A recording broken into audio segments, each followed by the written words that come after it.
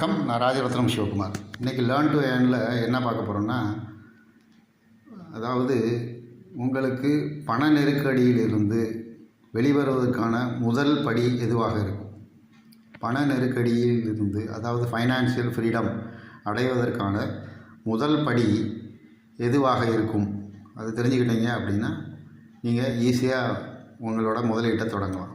அதாவது உங்களுக்கு ஒரு மாதத்திற்கு 50,000 தேவைப்படுகிறது. உங்கள் செலவுகளை, வீட்டு செலவுகள் அனைத்தையும் சேர்த்து, ஸ்கூல் ஃபீஸ், சாப்பாட்டு செலவுகள், இதர செலவுகள் அனைத்தையும் சேர்த்து 50,000 தேவைப்படுகிறது என்றால், அந்த 50,000-ஐ நீங்கள் முதலில் உங்கள் சேமிப்பில் சேர்த்து விட்டீர்களானால் அதுவே அது உங்களுடைய சேமிப்பின் முதல் படி, முதலீட்டிற்கான முதல் படியாக அமையும்.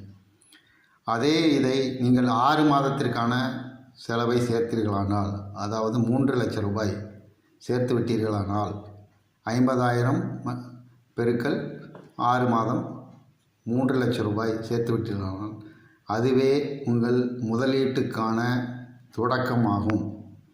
இதை செய்து விட்டீர்களானால் நீங்கள் சிறந்த முதலீட்டாளராவதற்கான முதல் படியை அடைந்து விட்டீர்கள் என்பதில் எந்த ஐயமும் இல்லை. இது நீங்கள் பாதி, அதாவது well began is half done என்று சொல்வார்கள். அதே போல் நீங்கள் பணக்காரர் ஆவதற்கு, சிறந்த முதலீட்டாளராக ஆவதற்கு உங்களுக்கான பணத்தை 6 மாத செலவு பணத்தை சேர்த்து உங்களுடைய சேமிப்பு கணக்கில் சேர்த்து விட்டீர்களானால் அதுவே முதல் வெற்றியாக அமையும். அதை எப்படி சேர்ப்பது?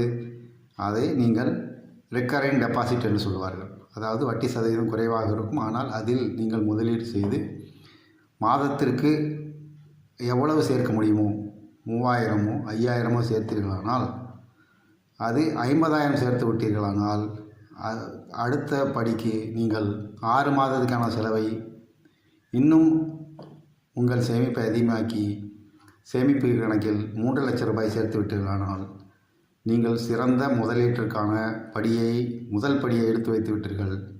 இதுவே நீங்கள் சிறந்த முதலீட்டாளராக ஆகப் போகிறீர்கள் என்பதற்கான அறிகுறியாக இருக்கும். எனவே நீங்கள் வேறு ஒன்றை பற்றியும் யோசிக்காமல் சேமிப்பு கணக்கில் உங்களுக்கான மாத செலவை சேர்த்து நீங்கள் சிறந்த முதலீட்டாளராக வேண்டும். அதுவே முதல் படியாக இருக்கும்.